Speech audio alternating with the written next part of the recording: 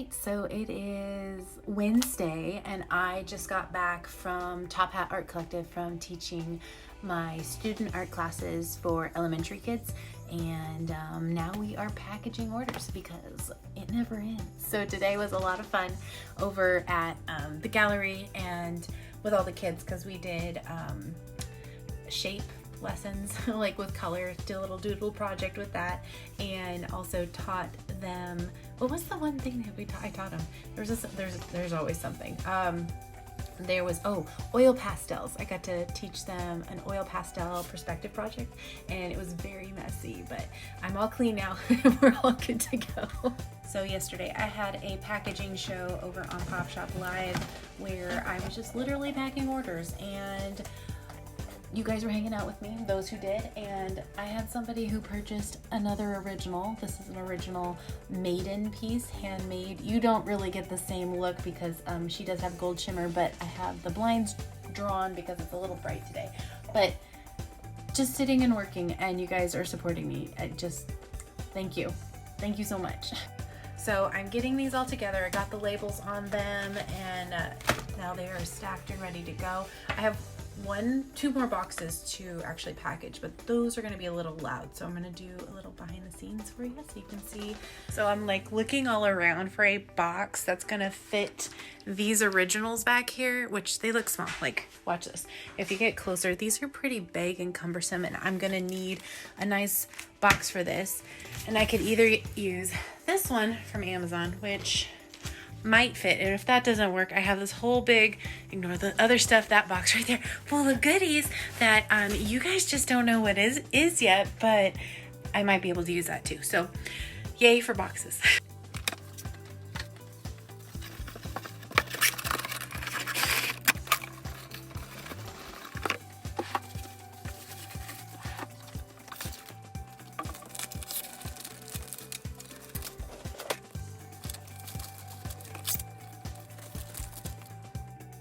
All right, we found a big box, and now I have tons of, what is it called, bubble wrap, tack.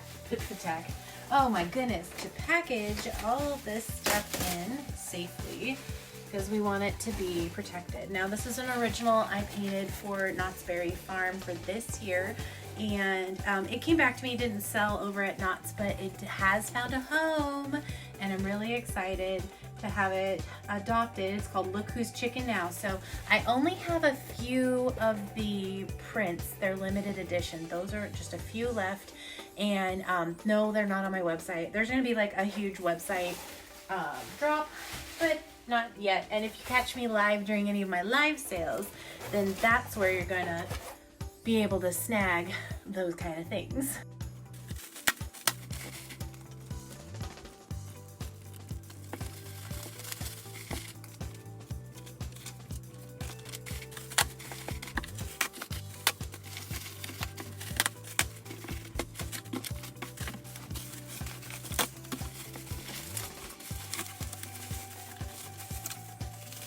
Alright, so that was a little bit of a struggle bus, but we figured it out, and I've shipped so many different artworks over the years, so I just know when things look a little off and how to package it better, so more bubble wrap it is. And now it's time to go to the post office.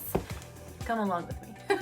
Actually, maybe we're just gonna wait for Judy, because that'd be nice. Judy's my lovely post lady who always comes, and our dog absolutely adores her, and I adore her too. She's the best. So maybe I will just wait for her to come and pick these cuties up.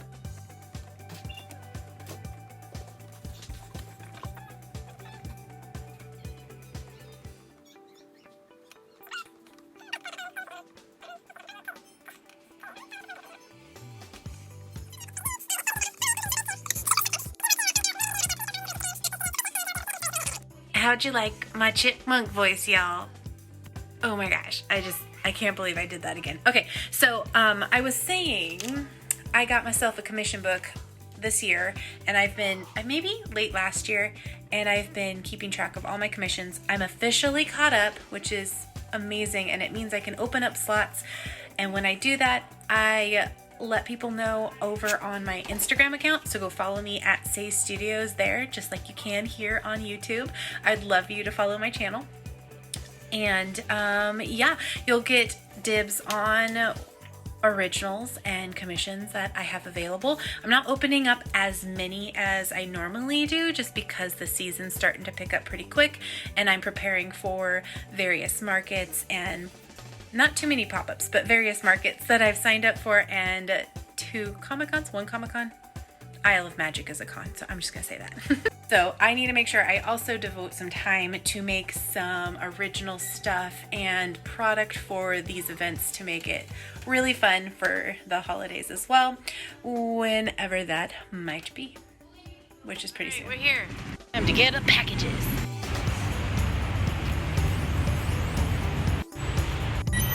All right, those packages are off. Thank you for walking with me. It's always nice to come in the morning. I don't get too often. Often my mail carrier Judy helps me and picks them up at our house, but I forgot and it just got to be a long day. And today happens to be the day that my kiddos are with my sister-in-law. So I forgot. I had a day, so now I got out for a little bit, and now we're headed back to the studio to work on more. Okay, if you don't know by now, I am a mom and I am a wife, and right now is dinner, and I don't usually cook dinner, let's be honest. My husband is amazing at it, and I've been so freaking blessed, but it's my turn tonight. And then I'm just scrolling through Instagram, and I'm like, yeah, you know, life is fine. And what do I see? Michael's is making a marketplace. And I'm like, yeah, I know, I've been through this. We've been through Etsy. It was so good, and then it wasn't, you know? And that could be a whole nother series, but Michael's is making a marketplace just for handmade creators. And I'm like, hello, that's kind of what I want to do. I want to see people have handmade things. I like buying handmade things. I would list just strictly for that one location. So of course I went and applied, and I haven't heard back, but I'm kind of curious to see where it goes, because I am a researcher. I like to figure out all the different avenues where we can sell and show our wares and what have you. I mean, I already have my own website. I already sell a live streaming on Pop Shop Live, which I totally love. That's another conversation. And now we have this. So I don't know what I'm gonna end up doing with it, except for the information is really cool compared to everything else. Oh my gosh, like, let's talk about craft markets, fairs, and conventions, and why I do not do craft fairs. Okay, so there's a few things and a few reasons. My audience, I have found, does not hang out at craft fairs. We like them, but we aren't. It's not a place that my cute art stuff tends to sell at. And if you're an artist or creative or crafter, you know that your work speaks to people, and certain people. You have a certain audience, a certain group of people that are drawn to your work. And I have found that even though I love craft events and farmers markets and all that, my stuff doesn't do well. So I have decided over the last couple of years, I have not done any craft fairs for this very reason, because it's a waste of time to keep doing the same thing expecting a different result. So if I want to do events, I do some research. Now there's a lot everywhere. There's always new events popping up all the time, and in my city recently, because they've become more popular, it is harder to figure out which ones fit what I want to do and which ones are good. I recommend, if you look at any event, to ask them questions such as, how long have you been around? Are you doing any advertising? And how many people do you expect to come to these events? And any good event is going to have a good coordinator to answer these questions. If they're new, understand that there's some learning curve with that. Oftentimes, new events and markets and shows, they could be slower, they could be big. It all depends on a lot of factors. But for me, I have found that craft events don't do well for my items that are stickers and prints and that sort of thing. Even my handmade pieces, even though you would think craft events, oh yes, that's original. I'm trying to see if there's anything I have around me right now. Oh, like these like handmade cute sparkle storms. They're not very well desired at events like that. I get a lot of compliments and a lot of traffic that way, but it's just not a good fit, so why do it? So that's why I haven't done any more craft fairs in the recent years, and I've been doing this for 20 years. So just take my, info with a grain of salt. Everybody has different stuff and all that, but this is my personal experiences with it all. Now, markets are going to be a little bit different than craft fairs. They can be like farmers markets or makers markets, and there's a very different vibe for each of them. As I said before, always look at like past photos, do some research how long the event has been around. You never know. It is also awesome to go to continuing local events to build up your community and your following, to get to know your audience at these events and let them know that you're there for them, you know? It's still weird that the camera's not. It's there. Or not there. It's there. So I'm trying here. Hold on. Now, when I was first starting out, I found several different local markets that I did, and I always found the ones that catered towards makers markets or artist markets or First Fridays. Those were really helpful for me because the people who went already knew what was going to be at these events, which was art. And that's what I do. And I think that's what you do too. And if you happen to have like an art walk or a First Friday that is specifically made for creatives, get in while you can. It's always fun to meet all the new other artists and creators around you, and it's something most communities have, and if not, maybe you could be that person to start it in your area. But tidbit, it takes a lot of time and effort. I've had past experience with this. And the final thing we're going to talk about is conventions. You know what I mean.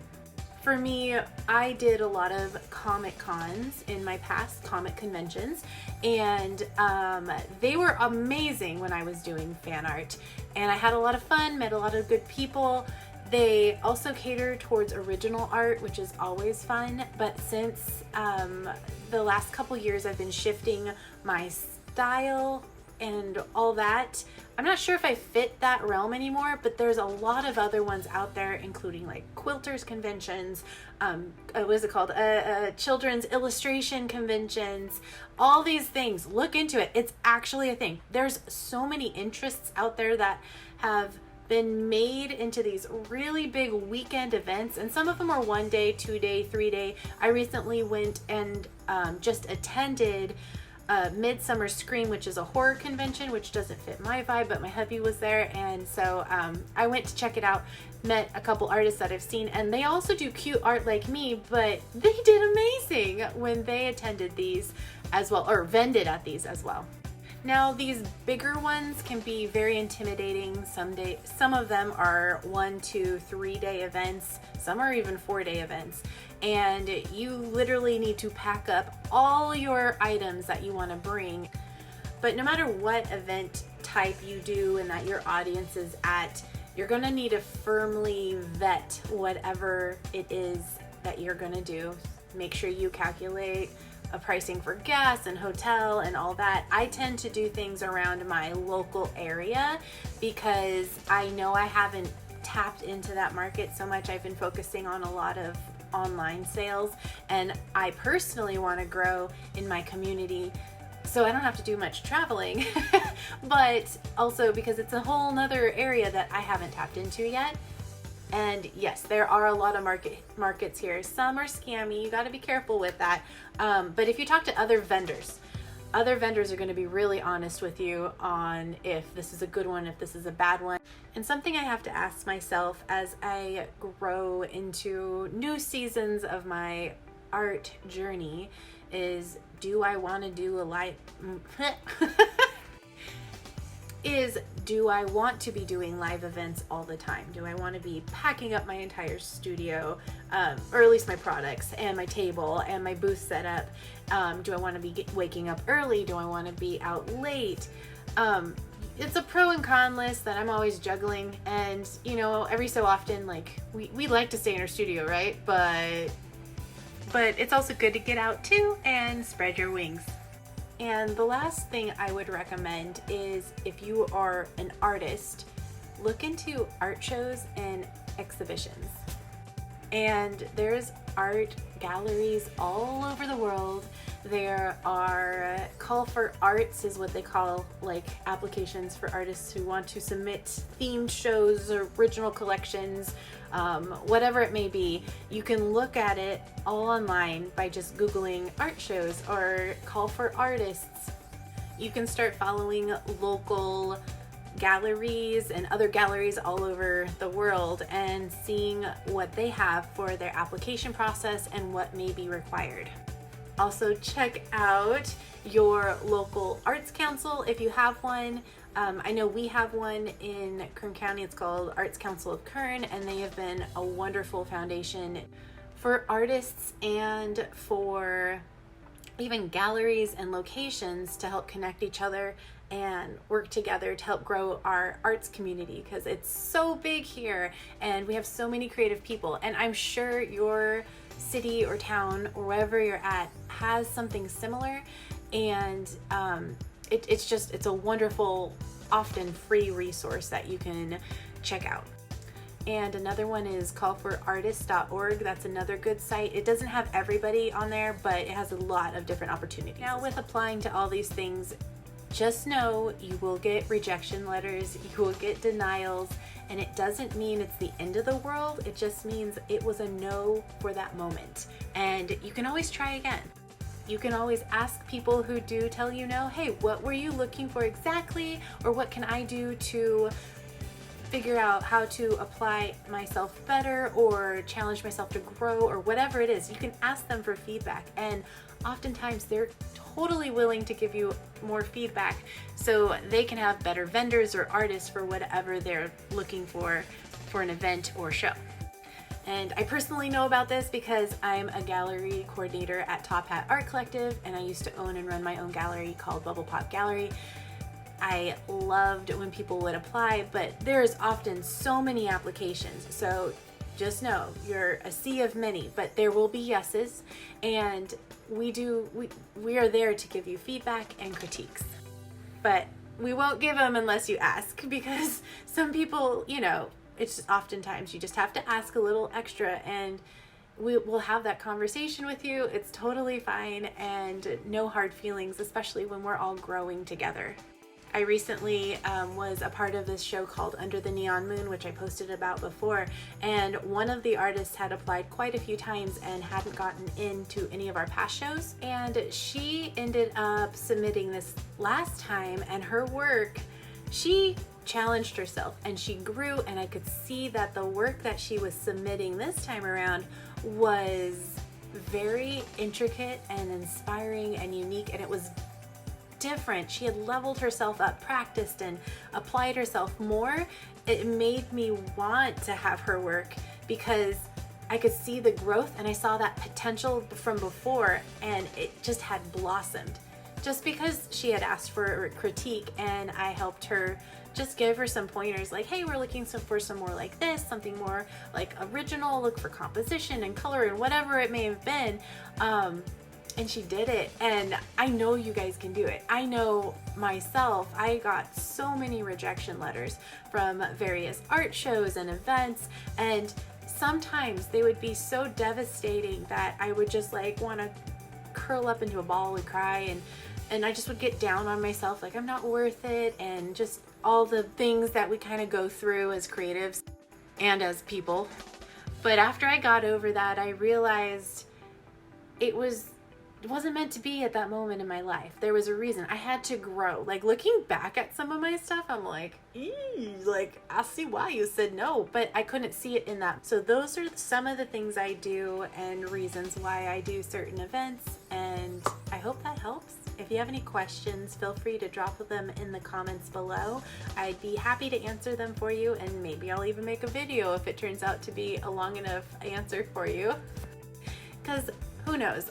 I know I learned a lot by watching vlogs and videos like this, and I hope they help you because I want everyone to grow. I want everyone to be able to shine when they can and not be so afraid to put themselves out there, especially with their creativity, because we're each given this light of talent, whether it's with numbers, trust me, because that's not me, or with paint or with yarn or whatever it may be. There's a reason why we were given it to use, and we need to share it with the world, because if you're not sharing it, you're hiding it, and there's a reason why. There's a reason for everything, and you're worth it. So don't give up on yourself. Live your dream.